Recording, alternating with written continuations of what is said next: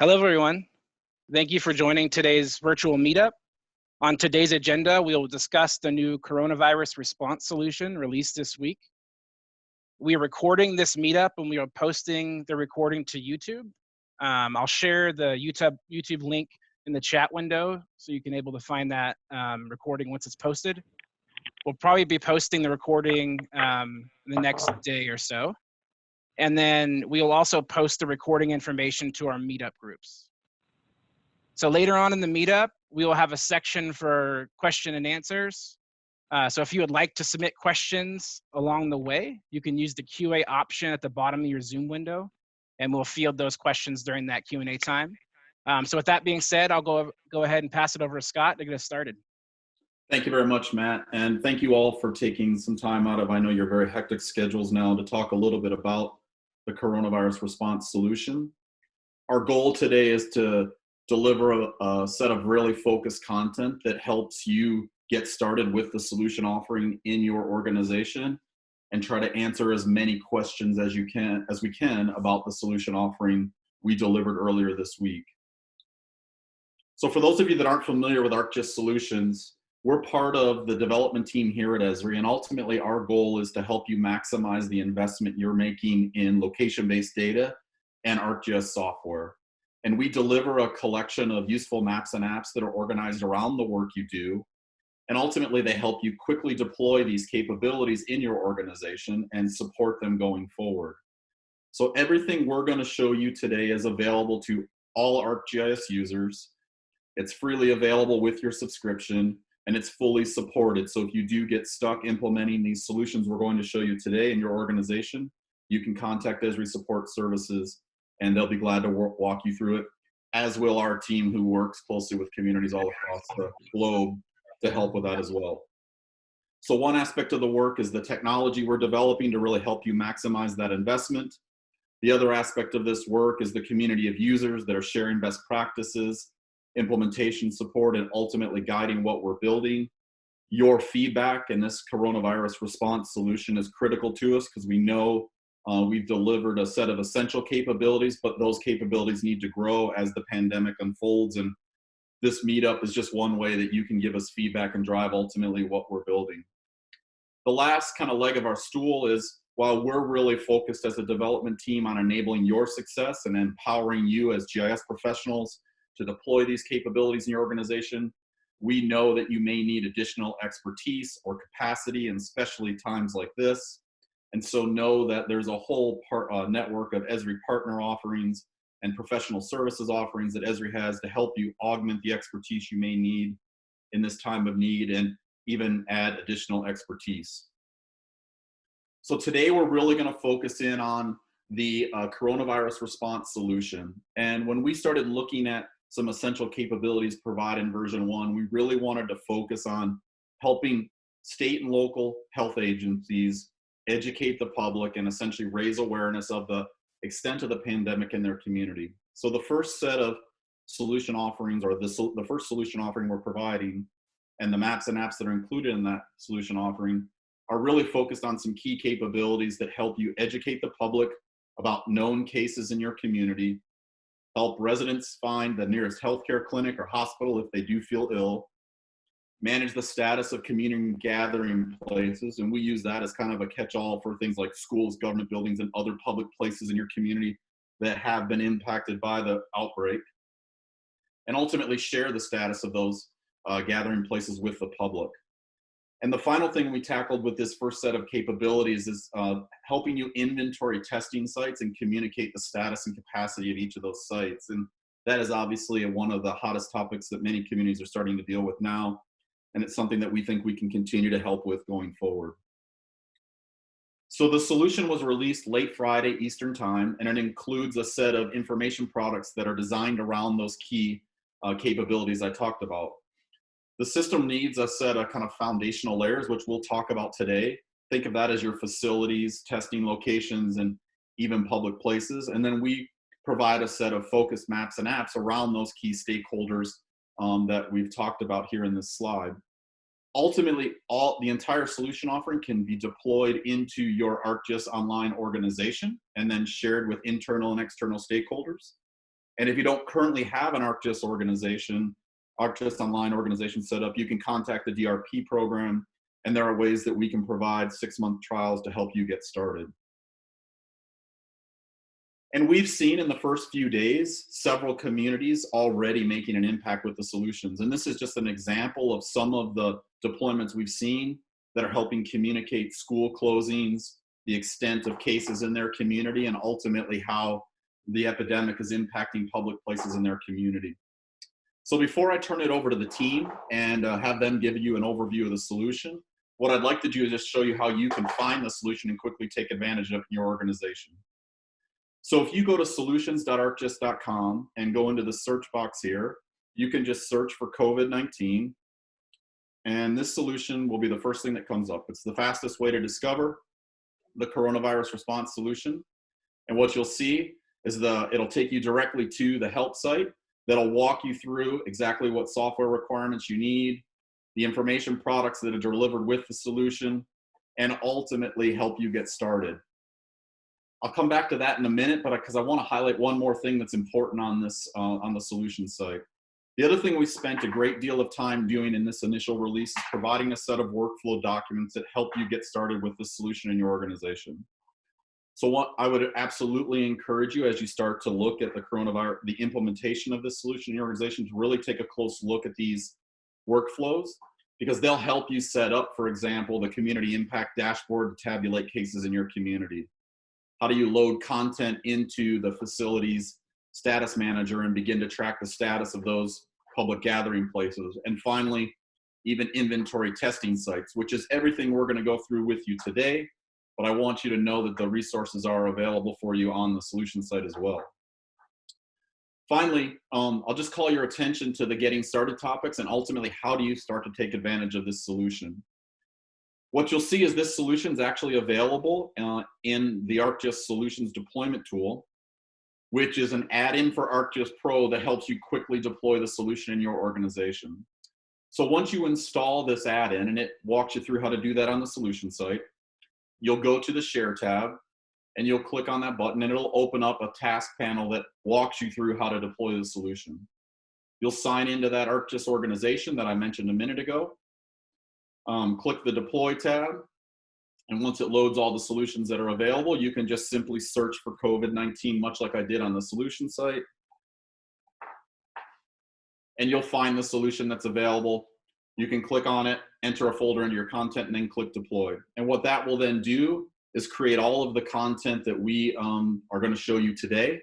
And you can ultimately begin to configure each of those individual information products to meet specific needs in your organization, load content into them, and begin to share them with members of your community or internal stakeholders.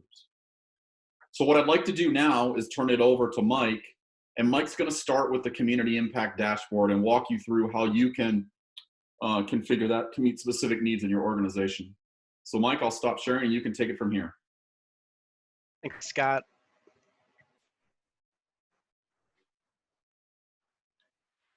And you guys let me know when you can see my screen.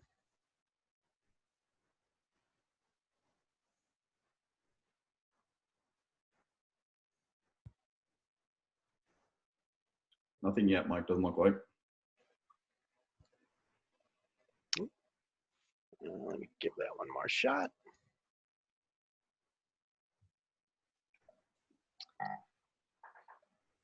Okay, we got it now. Okay. Like Scott mentioned, I want to start with the Community Impact Dashboard. It's a configuration of operations dashboard for ArcGIS that allows public health agencies and officials to communicate authoritative information about the COVID-19 pandemic in their community. The dashboard quickly communicates the current status of several key metrics across a community, including the 4 key COVID-19 metrics that have emerged: the number of active and confirmed cases, the number of deaths, and the number of recoveries. We're also communicating key information like school closings, government facility and public place closings, the total number of tests administered in a community, as well as active testing sites. The dashboard's flexible enough to handle reporting areas for one or many areas. So here I have 4 reporting areas, and I can view the individual details of those areas by clicking on the map and viewing the pop-up. Reporting areas could be counties, municipalities, commissioner districts, or any other geography you'd like to report on. But I could also use the dashboard to report cases for just one area, say a county. This initial dashboard view, what we're viewing right now, it aggregates all the metrics for all of the reports and all of the reporting areas so that I'm seeing the current status of the whole of the entire community. But I can also use the selector to drill down to a particular reporting area and see the metrics associated for just that area. And once I do that, I can click on the history tabs behind some of these metrics to see the individual reports over time. So how do I populate the dashboard? How do I enter my community's information? I do that by using Case Reporter. Case Reporter is a configuration of Survey 123 for ArcGIS that allows public health officials to enter current metrics for their community. I select a reporting area, enter a report date, and the total number of tests, the total number of confirmed cases, total number recovered, as well as deaths. And then the survey is going to calculate the number of active cases for me, which is confirmed, less recovered, and deaths. Once I submit that, I'll see those updated values incorporated into the community impact dashboard. So let's go behind the scenes a little bit, behind the survey, behind the dashboard, and see how this works together. The Case Reporter survey is built against the cases feature layer. And this is one of those additional pieces of content that would be delivered after you deploy using the process that Scott outlined just a bit ago. In the cases feature layer, we have a layer called reporting areas. That corresponds to, in our case, those 4 reporting areas that I was showing you, as well as a cases table. So if we look at it in a little more detail by looking at the data tab, I can see those 4 reporting areas populated with a name. And again, in a real life usage, this could be a county, the name of a municipality, and it could be just one as well. And we can also look at the individual cases that have been reported here into the table.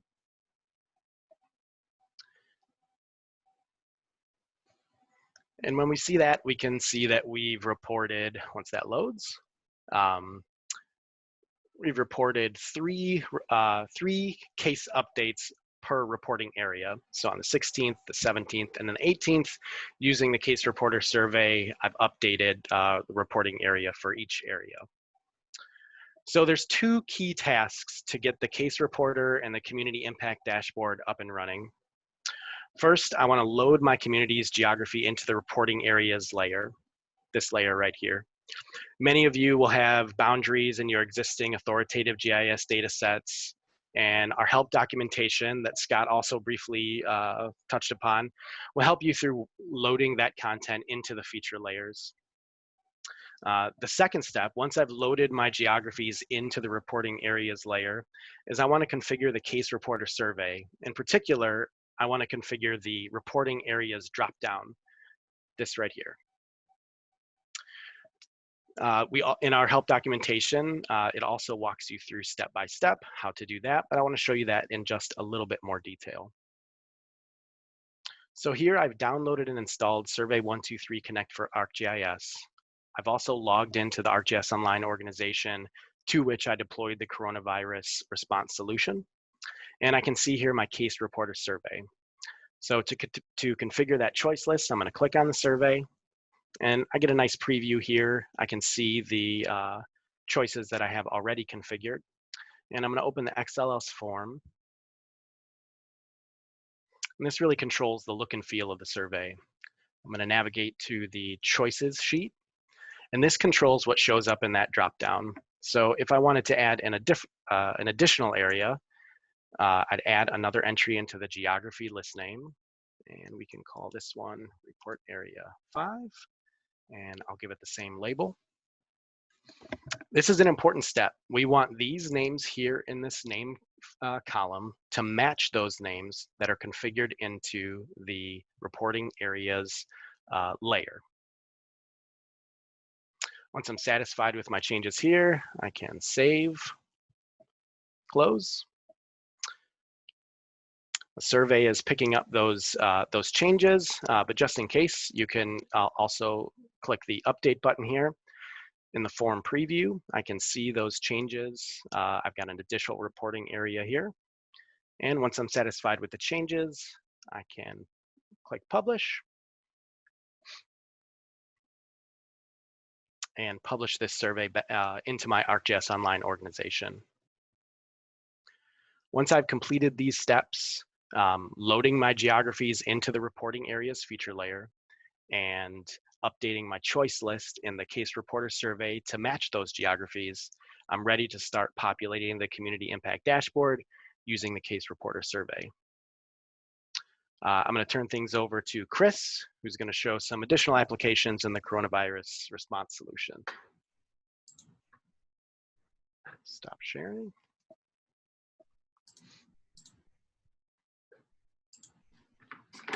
All right, thanks, Mike. Can you everybody see my screen okay? Yep. Okay, great. So thanks again, Mike. So one of the most important tasks for a public health agency during a crisis is to communicate and engage with the general public. So to help you, we've also developed a set of simple solutions to get up-to-date information about school closures, community gathering places, and most importantly, medical facilities if you need them. So to start, let's just take a quick tour of the facility status manager. And this is really used by the general public health staff to manage public gathering places. So what we're going to do first is go ahead and choose a category on the left-hand side of the screen. In this case, we'll take a look at government facilities. And once it loads up, I'll click one from the map.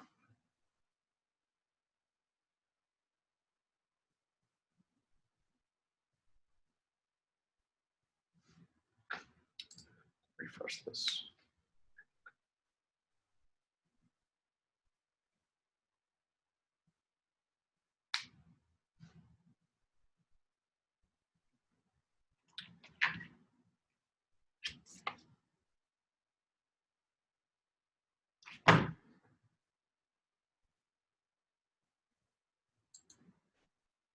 Chris, you want us to come back? Yeah, let's see. Let's see if we can get it going here. It must be the internet today.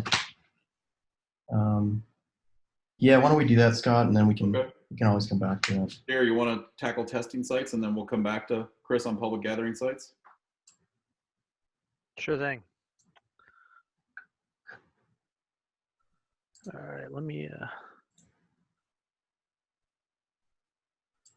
Okay, quick check. Can you see my screen okay? We can. Okay, cool. So what I want to chat about now is testing sites. So this is something that's been a pressing issue of testing for COVID-19, and you've probably seen on the news reports about cars and huge lines waiting to get tested, where the capacity is something communities are monitoring. So we have this all tied into the dashboard that Mike was showing earlier for the active sites and the testing capacity. And also to alleviate this capacity, there's been a lot of news reports about places like Walmart and Walgreens offering up their parking lots for new test sites. So we know this is an evolving subject, and these testing locations are changing very rapidly. And that's where the testing sites manager comes into play. It allows me to come in and create brand new testing sites. So I'm gonna just use mock-up data for this scenario. None of these are real testing sites, but I kind of want to show you the process of how we can use this. So if I get a new testing facility in my community, I can go ahead and do a search for a simple address.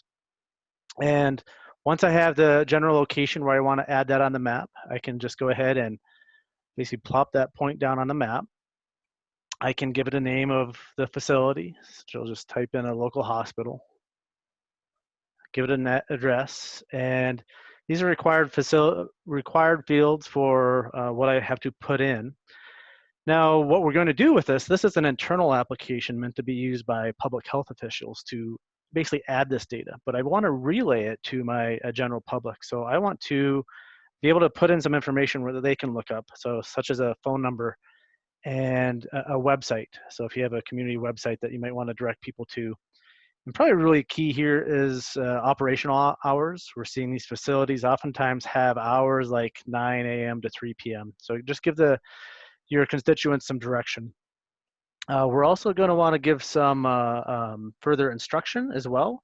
So oftentimes these facilities, you can't just go up to them and just get tested. You oftentimes have to have a, from the doctor or other instructions you want to relay. This is also where will put in the vehicle capacity and testing capacity. So the number of cars that are letting through, and then oftentimes there might be multiple people that can be tested. There might be many people in the family that are going to be tested. So I fill out all this information and basically just save it to the map. And that's all I have to do to basically add my location onto my display. Now, when I do that, I'll get a nice formatted pop-up back as well here. Let me take a look at an existing one. Zoom out a bit here. Let me just do a quick refresh myself as well. Let's see if we see our points. I think one of the challenges from home is we're all dealing with the bandwidth issues for sure.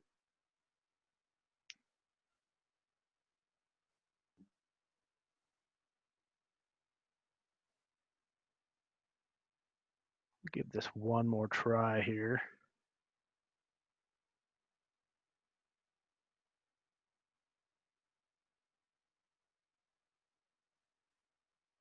All right. Okay, so I do see one site here, but basically when I enter that information and I'll see a nice formatted text pop up. So I went through that process of adding in one location at a time. But if your community has a lot of locations that might be changing very rapidly, rather than cranking these all through by hand, the process that I showed you, one of the things that we include with the deployment is a spreadsheet for you to upload data. And basically it's just a way for you to get a leg up and quickly fill out some information. I took some Walmarts and Walgreens for this area just to add to the display, again, some mock data just to show the process.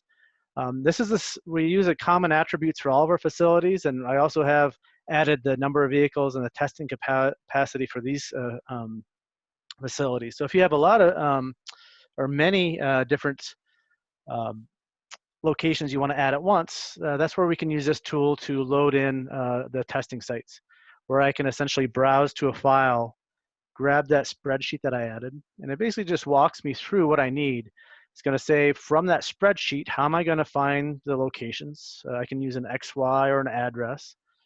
It's going to walk me through the field information. So what are the fields that the existing data expects? One of the benefits of using the spreadsheet we provide is it will match all that information up for you. And I can just click add to map, and it will take those locations and go ahead and marry them up with a map for me. So again, might be dealing with a little bit of internet issues, but that's a way we can quickly add in multiple locations at once. So again, this is my internal application for managing these testing sites. After all the facilities load, what I can do is I can go over to my testing site locator. So very similar look and feel, but what I can do is this application is meant for the general public, and it's designed to work in a way that I might run on mobile devices as well. But it's basically a quick lookup tool. So when I see my sites, I can go ahead and either type in an address or use my current GPS location and do a search for my testing sites. What I'll get back are my nearest testing sites and ability to find directions. Let me just do that one more time now that they're there. So a little bit of latency here with getting my results back. But that's the general process. A simple tool to help manage these testing sites as they're quickly evolving, and the ability to get results that I can return to the public, the information that I enter in, as well as driving directions that I might from my current location, such as my house. So with that, I'll turn it back over to you, Chris.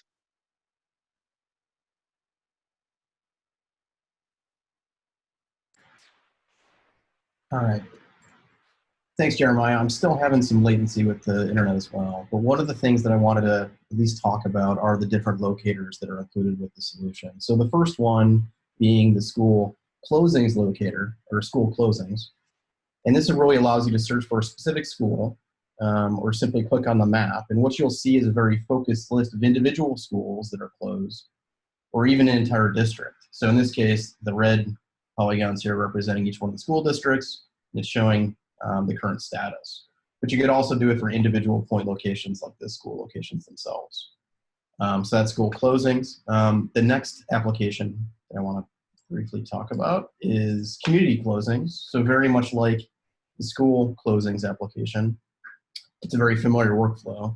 Basically search for a location on the map or click, and you'll see all of the specific gathering places that may be closed or will be closed or are pending closure.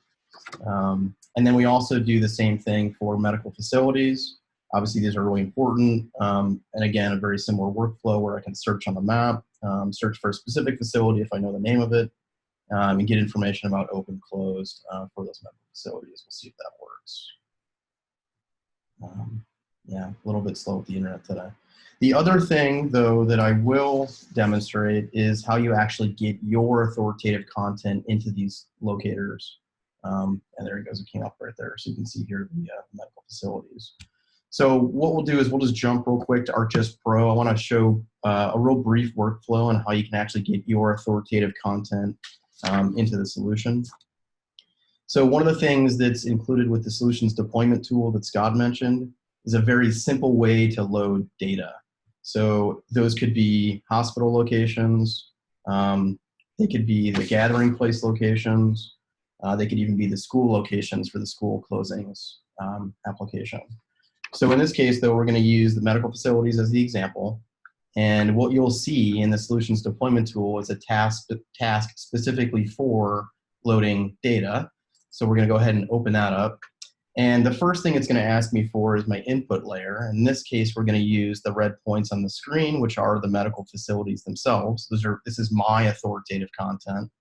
We'll talk a little bit about where you can actually source this information to in a bit. And then we deliver a very focused hospitals layer specifically for those medical facilities. So in the target data set, we're going to go ahead and specify the hospital layer. And one of the things that's really nice about this workflow is it's automatically going to tell me on the left-hand panel of the field mapping process which ones don't match.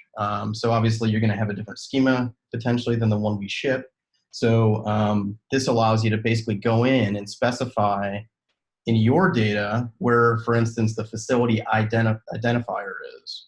So I can go ahead and choose this little drop down here, and in my content, my authoritative content, that's actually called the identification number. And then go ahead and add that as a field map. And of course, the red goes away because now it's matched up to a field in my content. Same thing for name. I can go in and say that, well, actually in my data, we actually have a field called agency is the name. Same thing for municipality. In my content, it's actually the city. You go ahead and add that, and so on. For instance, phone number. Obviously, we have a phone number in here, and so on. You can kind of get that process. So again, we offer that field mapping tool to help you out. Like for instance, agency URL is going to be, I think, URL in my data. Go ahead and add that, and then I can go ahead and run. It is really important that you field map as much of this over as you can, especially things like the name field. Obviously, if you don't have a name on the facility, it's not going to show up in the locator the right way.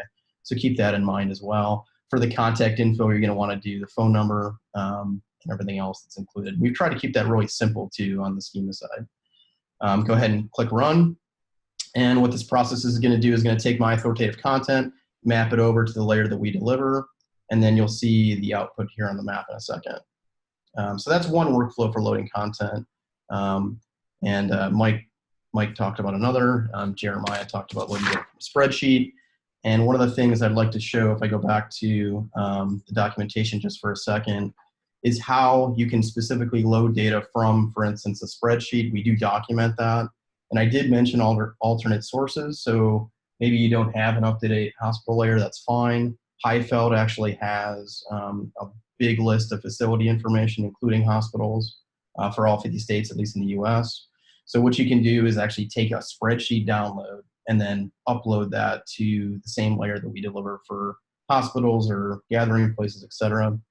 And the nice thing about that is we also have a mechanism to update that content. So for instance, if you have a new facility that opened up for a hospital or a clinic, you can actually just update the spreadsheet and then rerun the tool, and it'll only update the changes, which is pretty nice.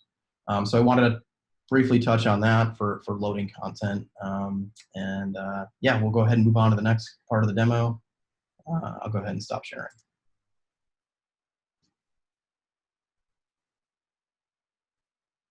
Thanks, Chris. Yeah. All right. So now I want to take some time to talk about a hub initiative that is available for you to deploy today. So to help organizations share critical updates about local response efforts and resources available to the community, the coronavirus response template from ArcGIS Hub is now available to all ArcGIS customers. The template includes a mobile, responsive, and accessible website to help organizations quickly and responsibly share clear and accurate information for the health and safety of their communities. To use this template, you're going to sign into your ArcGIS Online organization, and then from the app launcher, you're going to open ArcGIS Hub. Inside of Hub, you'll see this Sites card, and what you can do is click New. And when that loads, it'll ask you if you want to create a new site or if you want to browse to the existing templates. When you browse through the templates, what you're going to see is 3 templates available by default if you have ArcGIS Hub Basic, which comes with all of ArcGIS Online. If you have ArcGIS Hub Premium, you'll see some more templates. But in either case, you'll have access to the coronavirus response template. You can preview this site by clicking the title here, or you can just activate it. And when you activate it, you give the site a name and you hit go. And what that will do is it's going to spin up some content into your organization, including the site and a page and some groups to help you organize the content. So after activation, I've already activated it here in my organization. You'll automatically be taken to the site builder. But before you begin editing your site, you're going to want to take a look at a page that's included with the initiative template called How to Use This Initiative Template. So you can access that page by clicking that page icon and opening the page here. So here I have the page. This page is going to provide you with some tips and best practices for getting started, instructions on how to deploy all of the solutions that we discussed today and wire them up in the site, as well as it's going to offer you some guidance and best practices for making changes and tweaks to your site, and ultimately how to maintain it once your site goes live. So once we've followed through some of those steps, or understand that a little bit better, we're going to go back to our site. And this is the site builder in ArcGIS Hub. We've created a pre-designed site for you, and the layout is organized by a series of rows, and each of those rows contains cards such as galleries or text or stats cards. You can edit or move any row by hovering over the upper right corner of the row, and I can edit this row or move it elsewhere on the page. So it's a WYSIWYG experience where you can drag and drop it. You can also configure individual elements. So for example, here are some of my stats cards. I can click configure on this element and I can hook it up to my feature layer. So for example, I've hooked this up to the same cases feature layer that we showed you earlier that we were populating using Survey 123 and the case reporter. So now I'm hooking up to that authoritative source of data and I'm pushing that information out on my site. And this card will always update to reflect the latest information that I've reported through that survey. We also have this local resources section, and this is powered by a gallery card.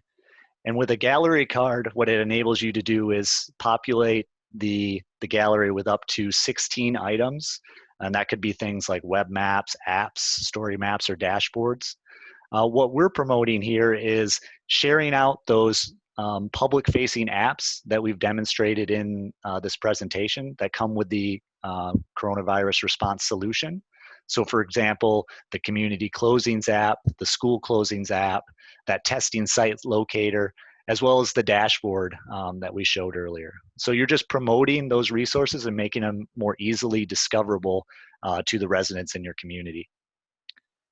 The template also includes several sections with images and text to outline steps and recommendations based on information provided by the CDC. So this content is all general information and it doesn't require any updates from you. You could just share it out as is. But if you want to make local changes to account for specific local guidelines or advice that you want to make, you can certainly do that by editing the cards and changing the text or replacing images. So all of it is configurable. We just wanted to provide you with a nice starting place to build out your site. We're also then describing, what actions you can take if you are sick, promoting that medical facilities locator. So if I do need assistance, where can I go to get assistance? In the site, we're promoting some social media feeds, so we can pull in that information as well as linking out to CDC resources. Any open data that we want to promote or national resources like the Johns Hopkins dashboard, we can link from this gallery. An FAQ section that we can customize and add our own FAQs to provide more information. And then ultimately contact information if anybody wants to reach out to us. When you finish making all your edits, you can share this site with everyone from here. So I can change it to public, and now it can be accessed by the general public. And then I could link to this site from my existing website, and I could also share it out through my social media just to get more eyes on it, to get people to the right source of information so that they understand what resources are available to them and how best to protect themselves during this epidemic. So now I'm going to pass it back to Scott, who's going to wrap up with some questions and other information. Thanks a lot, Chris. Let me go ahead and share my screen. So I just want to wrap with a few closing thoughts, and then we can open it up for questions at the end for anyone who has time to stick around. So the coronavirus response solution we showed you today really includes a whole series of components. The first are the actual ArcGIS solution offerings, which are the configurable maps and apps that we highlighted today, and they're designed to leverage your authoritative content and add additional context to the hub site that Chris showed you at the end.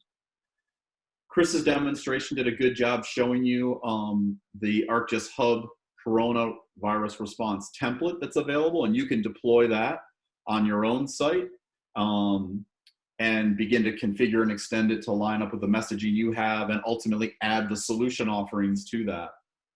All of this content can be housed in an ArcGIS Online subscription with ArcGIS Hub Basic, and you can use to power that to power the solutions that we have. So each of you have access that have an ArcGIS Online subscription today have access to these resources. And as I mentioned early in this presentation, if you don't currently have an ArcGIS Online subscription, you can request that through our disaster response program. And so I would encourage you to visit the site to find out more information about that, and I'll share those resources with you here at the end. In addition to the software that we showed you today and the capabilities that are available for your organization, we do know, as I mentioned, that many of you may need implementation and enablement support to help you extend the capacity and expertise you have, and know that that is optional and available to you if you need it. And finally, all of the solutions and the ArcGIS Hub site that we showed you is fully supported. And so you can contact Esri Support Services at any point in time and get help with the configuration of the solutions we showed you, or the configuration of your own hub template for your community. So one of the things that we pointed out early in the presentation is that we really wanted to quickly get a set of essential capabilities out for communities that are responding to the COVID-19 pandemic.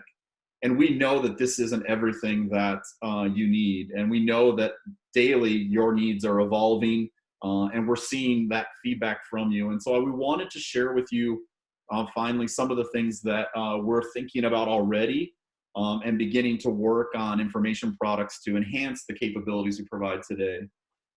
So if you think about this first coronavirus response solution as a collection of maps and apps for you to communicate information to internal and external stakeholders, really that public engagement part, one of the things we know that many organizations are struggling with is just their own business continuity plans. Whether I'm a private corporation, I'm a government agency, or I'm maybe even a utility, how do I get a better understanding of where my employees are working today? How many of them are in the office? How many of them are working from home?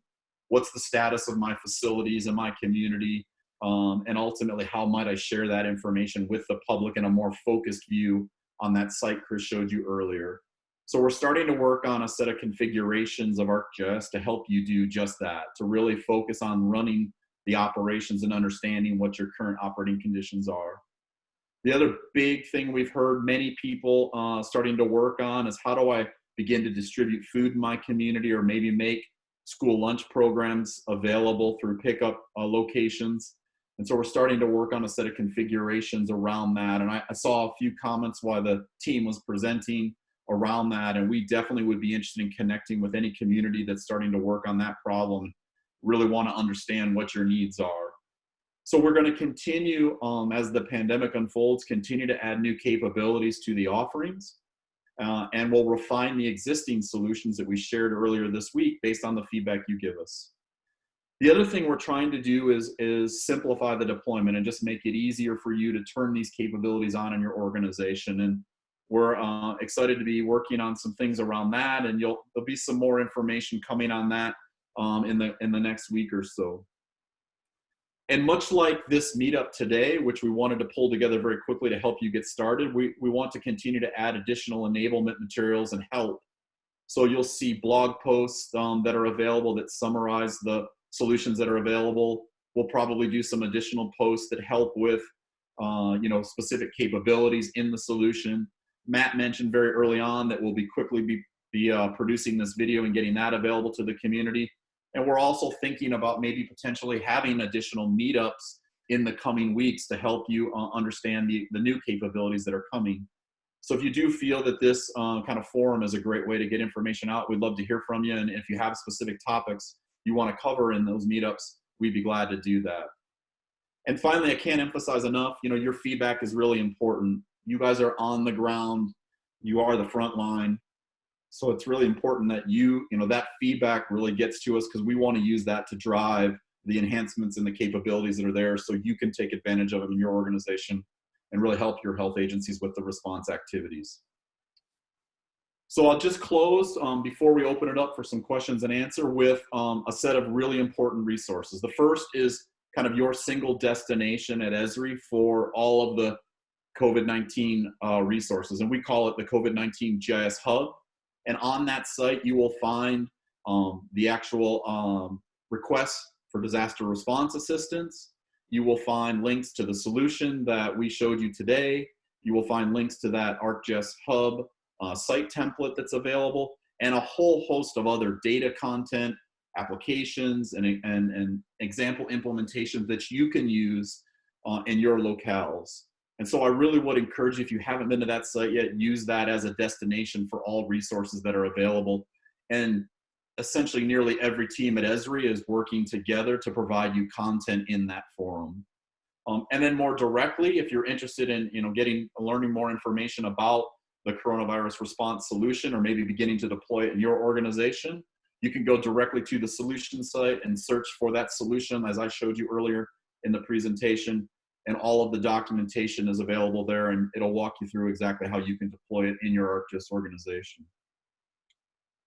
So with that, the last thing I'd like to ask from you is, if you don't mind, take a minute to fill out the survey on the meetup itself. Give us some feedback. That's a great way for you to share feedback and ideas for maybe meetups we might do in the coming weeks. Or even ideas you have for new solutions and new capabilities, and even our existing solution. So please do take a minute or so out of your busy days to do that. And with that, Matt, I think we've got some time for questions. If we want to hit them, we can take them from now. Yeah, right. So I think we handled a lot of questions along the way, but I'll kind of organize some of them that I saw come in. So I know there was, you just mentioned the coronavirus response ArcGIS Hub site that you Yes. can get a lot of information. So that's coronavirus-resources.esri.com. So there was a lot of information or questions about data, where they can they get authoritative data. So I think that may help a lot of the questions we saw there. At least Yes. it's a good place to start. Just it says kind of that was a lot of a general question that we got. From a requirements perspective, I saw a lot of questions about ArcGIS Enterprise. So can the solutions be deployed to ArcGIS Enterprise? There are some offline questions, kind of like an offline network type of questions for ArcGIS Enterprise, but just a general question about that Okay. support. So Chris Fox, maybe you can take this one out and drill into the details, but I just, in summary, the initial solution can be deployed to ArcGIS Online organizations, and we're leveraging some capabilities that are only available on ArcGIS Online to do some of the historical trending on the cases. But maybe Chris, you could comment on some of the work you've been doing with our professional services team to support that more disconnected deployment. Yeah. So we're working on hopefully working to release a version of the solution that is compatible with enterprise, and most of the capabilities that we demonstrated today will be there. I think the one sticking point, like Scott mentioned, is that community impact dashboard and the ability to report the current cases and the history. So we're working on a variation of that will be compatible with enterprise, and then when we have that, we should be able to support deploying to enterprise as well. And Chris, of all the info products, that's really the only one that can't be used in enterprise right now, correct? Correct. Okay. And there was a couple questions about localization efforts. So localizing resources in Arabic and Spanish. Mm-hmm. Yeah, so the solutions themselves, when you deploy them to your organization, the maps, the applications will all be localized because they're using our core technology to do that. The only work you will need to do as you begin to think about localizing these in your community is in two areas. It'll be around the layers and the content. And there's some strategies that we can share with you more directly on how to do that.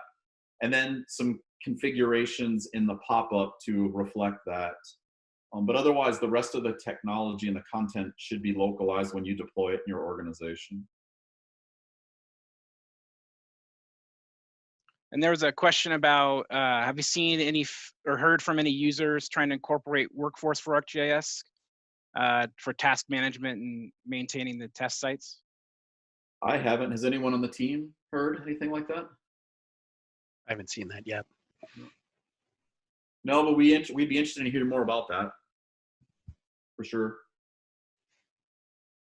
And then I guess in terms of we got a lot of questions about, I would consider them like how do I get access? I think we covered that. Mm-hmm. Questions kind of related around to the Esri disaster response program. So, and then someone just posted, how long will Esri honor the hub platform with the COVID-19 initiative activated? So I guess that's kind of more of a disaster response piece. Yeah. But do you want to talk about that, Scott? Yeah, no, I mean, there's no sunset on the hub site itself. That's available now to every hub user, whether or not you're taking advantage of the disaster response program or you're just deploying it in your own ArcGIS organization. It's available now to every user with Hub Basic. And then kind of tagging along with that, there was some other questions about getting access to these solutions and maybe software, but then the kind of inevitable credit question. But I guess we'll answer that by saying that's something that you can work with the disaster response program if that's something you need. A few of these things will use some minor credit usage, but that's not something you should be worried about. So it's just something you'll get. We'll be able to get you what you need, I think is probably the answer. Yeah, I mean, I think many people react to the locators and the directions and the consumption of credits there. One, it's very minuscule when you think about it at scale, and two, you can always turn those capabilities off and not use the directions. But just keep in mind the things like that is one of the most, like, how do I get to that testing site? The consumption of those credits is well documented on the ArcGIS Online site, and I think you'll find it's not a lot, like you said, man. And then, so the question kind of due to the fluidity of the situation, as things ebb and flow with data and numbers, is there a way to kind of turn the last updated date for all of the elements? I think in particular, probably in the dashboard. Yes, for sure. Yeah. Yep, so that's something you can just enable within the widget itself if it's not already enabled, so that to kind of make that show up prominently. Yep. Yeah, we've seen many organizations actually make that more prominent even on their site. Like I know where I'm from the state of Michigan, they clearly articulate that these case numbers will be updated at 2 p.m. every day, and that's when you should come back and look at it. And it says that on their site. Yep. Let's see. I think those are kind of the general larger questions that I'm seeing here on the, yeah.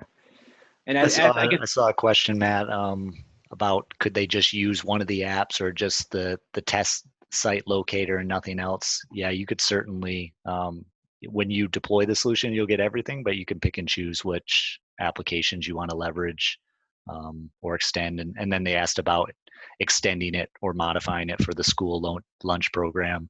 You know, I think the idea is very similar. You're promoting places where they can go get school lunches, and you're providing details. So I think that the concept would be very similar in that application. Yeah, and that's an area we're actually starting to dig into now. So if you are starting to work on that, we'd love to hear specifically, you know, if you're working on more than just kind of where those locations are, but maybe how volunteers participate, how the schools, districts participate. We'd like to hear from you on that for sure, and kind of get a sense for what your requirements are.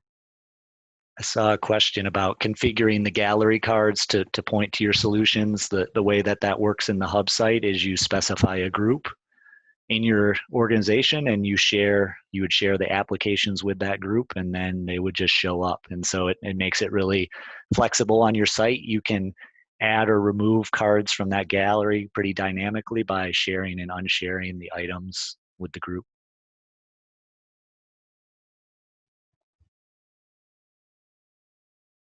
And then another interesting one I saw that people might be interested in is Hub, and the sites offer some dashboarding capabilities around traffic and number of hits and views and things like that. So it does give you some insights in how frequently people are using your site or accessing your pages and viewing the content. So there are some nice analytics and dashboarding tools that come with Hub that you can take advantage of.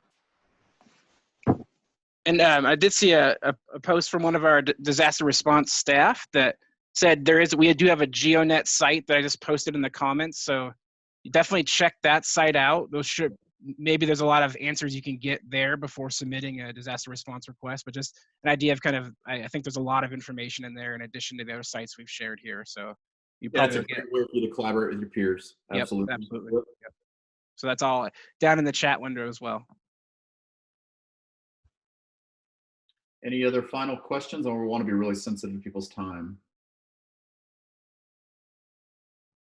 I think we've covered most of the kind of main topics that I've seen come in. What I'd suggest too, I will share that link one more time. Sorry, I actually sent the wrong link the first time around. But we will need to, or you can go ahead and submit feedback on the meetup today, as well. Maybe additional questions. There's kind of an additional information section in there. So if there is ways that you wanted to, it's something that comes up later after we shut off here, you could reach out to us there. Let me go ahead and post that.